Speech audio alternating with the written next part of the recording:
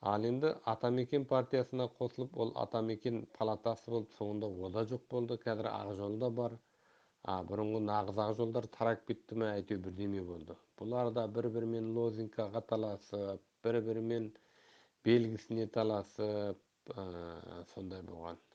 Одан кейін тарихтан келетін коммунистік партия Қазақстан тәуелсіздік алғаннан кейін Серікболсын Әбділдің кезінде сенатты басқарған, парламентті басқарған кісі, сол кісі осы Қазақстан коммунистік партиясына ие болып қалған. Ал сол коммунистік партияның өзі қазір екіге бөлініп кетті. Мына Косаров бастаған билікшілдер, әрі билікшіл, әрі орысшыл партия. Ал нағыз Қазақстанның ұлтшыл, нағыз патриот коммунистер, дінсіз болса да патриот, ұлтын сүйетіндер, олар жоқ болып кетті қазір.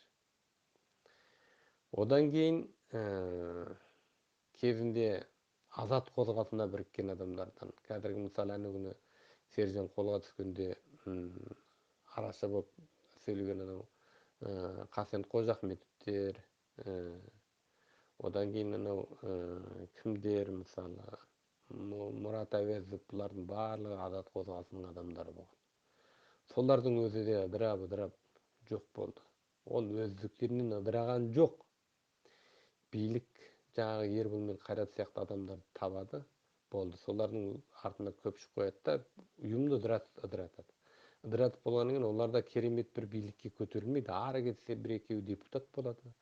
Мысалы коммунистік партияны бөлген адамдардың ішінде бір екеуі депутат болды. Аяғында олар да далада қалды. Шертіп шығара салды. Тек қана орыстың ықпалымен қазір Косаров қана отыр. Оны да чертіп жібереді бір күні, керек болмаған кезде.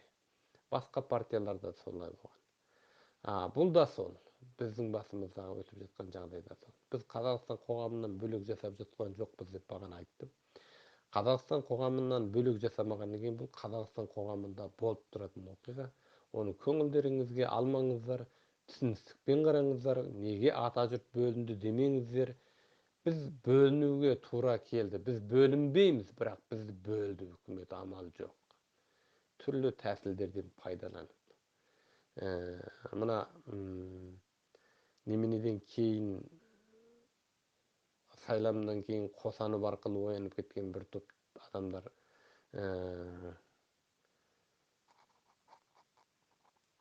сайлауды бақылаушылар одағы болып біріккен. О да қазір ыдырап жатыр ішінен.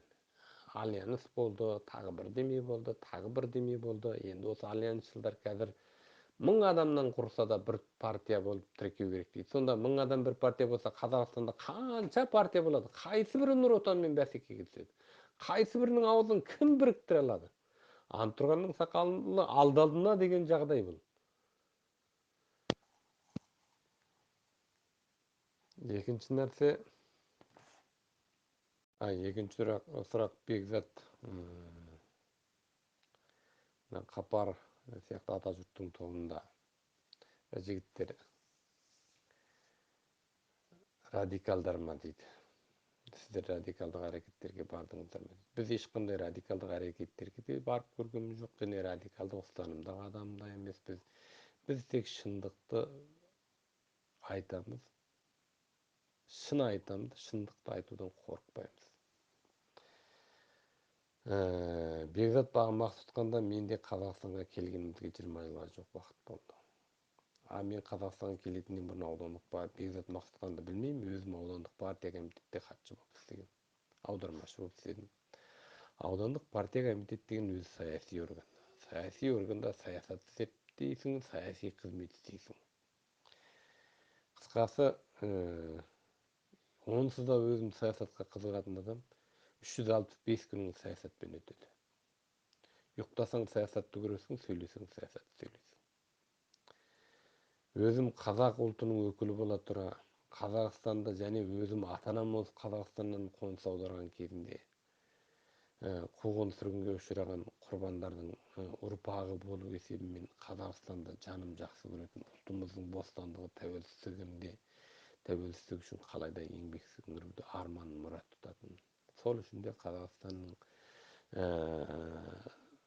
мысалы азаттық радиосын, анда санда егемен қазақстан, анда санда бір қолға тиіп қалатын дат газеті, анда санда егемен қазақстанда өзі қазақстан дейді.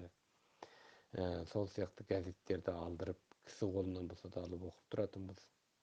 Азаттық радиосын күнделікті тыңдап, Қазақстан қатысты хабарларын қалт жібермей қарап тұратын.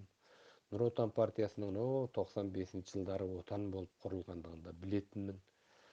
Одан сырт Қытайдың өзінде шығатын Жымин Жубау халық газеті дейміз, одан кейін Бәйнеттен жарты айлық сұхбат дейміз, одан кейін мынау әсіресе Қазақстан туралы сол кезде көп жазатын Қытай тану, Қытайдың Қазақстан тану материалы болып саналатын, Қытайша Дүния Шинши дейді, ұйғырша Орта Азия учурлары дейді, қазақша Орта Азиядан информация деген журналды ай сайын жазылып тұрып оқитынмын тұрақты түрде. Сол кезде Қазақстан туралы көп мақалаларды, зерттеулерді содан оқып, Қазақстан жөнінде таным түсінігімді қалыптастырып болғанмын. Одан кейін ол кездерде Қазақстанда қанша партия бар, қанша ұйым бар, солардың өзі сол кезде сол газеттерде жарияланып тұратын. Әр немененің ұстанымы, міне Қытайлардың Қытай тану, Қазақстан тану институттары қандай жұмыс істейді.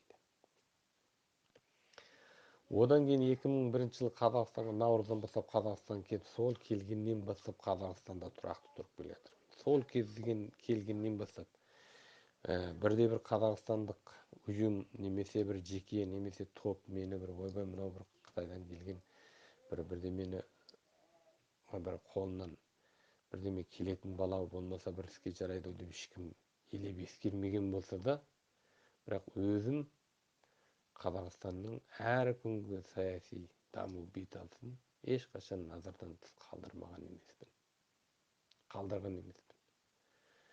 Соның арқасында өткендегі оқиғалар мен бүгінгі оқиғалардың жай жапсарын білетін болғандықтан біз кейбір нәрселерді қорықпай айтамыз.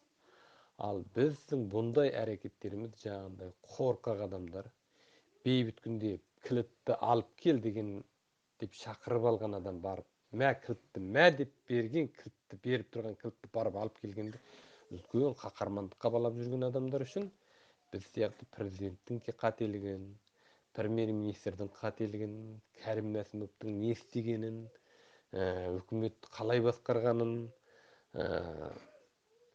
Асқар Мәминнің Астананы қалай басқарғандығын, Тасмағамбетовтің қалай басқарғандығын топ ортада қорықпай айтып жүретін адамдар, ашық айтып жүретін адамдар, әрине оларға біз радикал болып көрінеміз. Біз ешқашан радикал емеспіз, біз тек шындықты айтамыз. Бірді бір, екіні екі деп айтамыз. Билікке де солай баға береміз. Бірақ біз бұнымызға ешқашан өкінбейміз. Өйткені тарих түбінде болған оқиғаны болған күйінде жазатын болады. Демек біздің айтқанымыз ертең тарих, біздің бүгінгі айтқанымыз. Тарихтың шындығы солай.